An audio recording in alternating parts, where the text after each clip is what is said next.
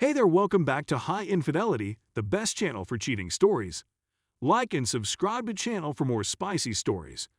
Now, let's get into today's story video. Found out wife cheated on me when she was visiting her hometown. We've both been in COVID lockdown for the last year and a half. She lost her job and was at home, while I continued to work from home.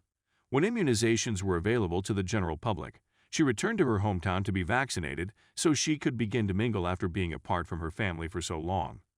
I remained behind due to immigration concerns, since I couldn't cross the border with her Canada to US.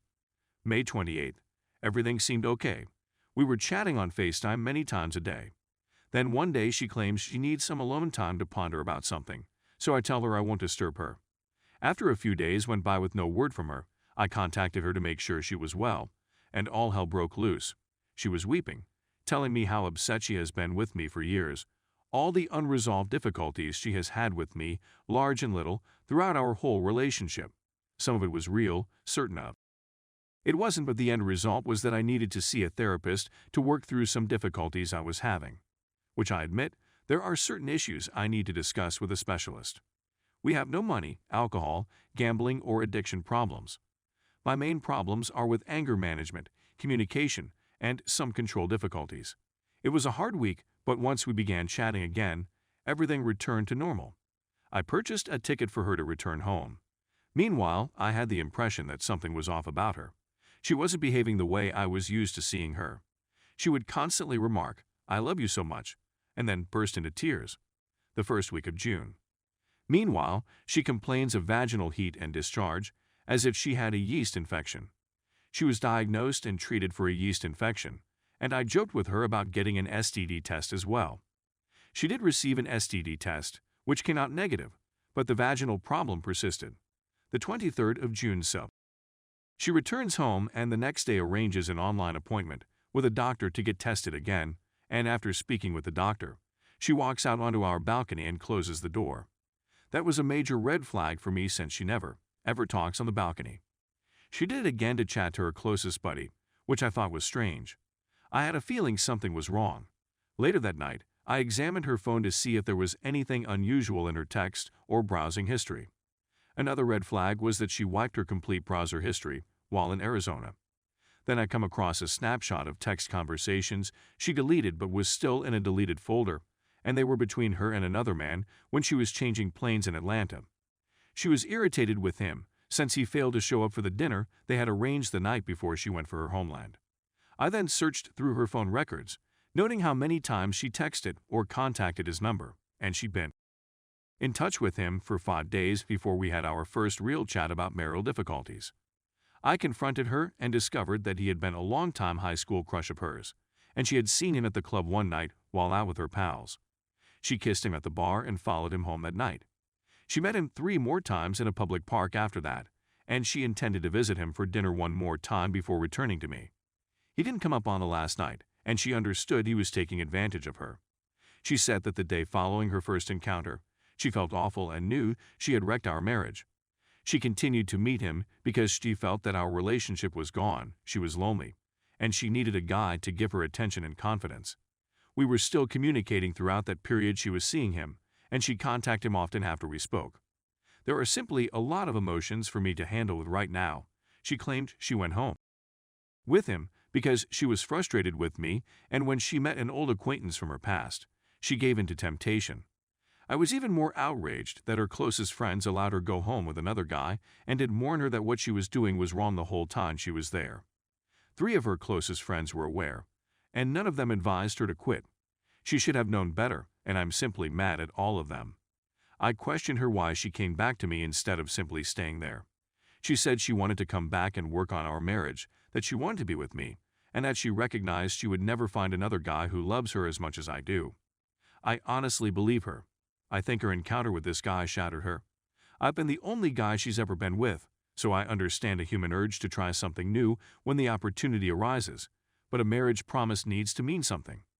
Now I feel betrayed and disgusted, but I'm not sure whether going to therapy to work on this and forgive her is worth it, or if what she did is unforgivable and dissolving our marriage is the best decision. It's difficult to know what to do since there are so many things society, religion, and culture teach us about marriage, yet life is hard, and being an adult is especially difficult. Is it normal to attempt to forgive what a loved one has done?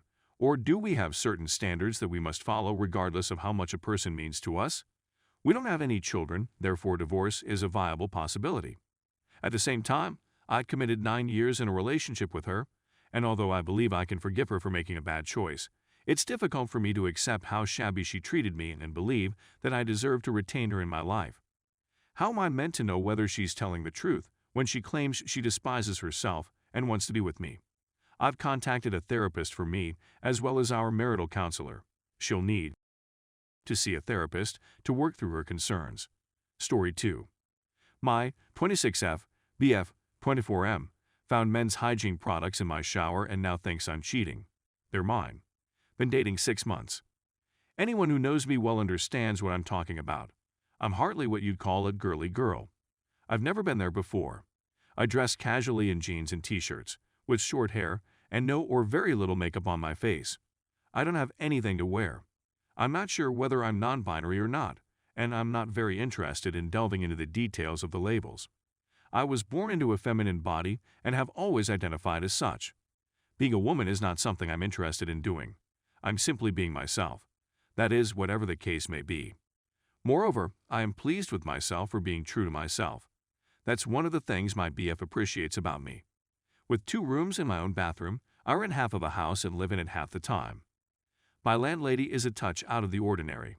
I was completely unaware of this when I first moved in. She had no restrictions in place, but it turns out she is not a fan of people spending the night. She also spends a significant amount of time at home. As a result, while she is out of state visiting family, this is his first chance to spend time at my place. Just so you know, I'm moving out at the end of my lease. My stay at his residence is simple. I just use whatever is available in his shower and carry a change of clothes with me. Flowers and perfumes are not my favorite scents, to put it mildly. Even though my shampoo and deodorant are both labeled as women's, I do have some men's body wash and lotion in my bathroom. He found them in my bathroom, which I had forgotten about. Look, I get how that seems. They are, on the other hand, entirely mine. Simply said, I like the smells. What if I was cheating? Or if he was the side piece? Wouldn't I have the foresight to take the other dude's belongings out of my shower with me? In my workplace, there is no extra men's equipment or supplies. No electric razors, no particularly male clothing, and no other items that a man would use on a regular basis were available to him. As I explained to him, I had not concealed the bath products since there was nothing to conceal. Here, take a smell. Haven't you noticed how often I've been wearing this fragrance lately? They are mine, and they are soap and lotion. Have you noticed how I don't smell like I've been rolling about in the yard of a 90-year-old woman? Lol. He's not going to believe me for a second. Whether there are any other girls who feel the same way as I do, I had no idea it would be such a major source of stress until recently. Possibly a little unusual, and I can see why he wouldn't want to date someone who washes her hair with Irish Spring, but it's reasonable. But I'm not attempting to cheat, and I'm at a loss on what to do in this situation. I'm also not transgender and have no intention of becoming one. I'm just a weirdo that enjoys the scent of men's grooming products and uses them on a regular basis.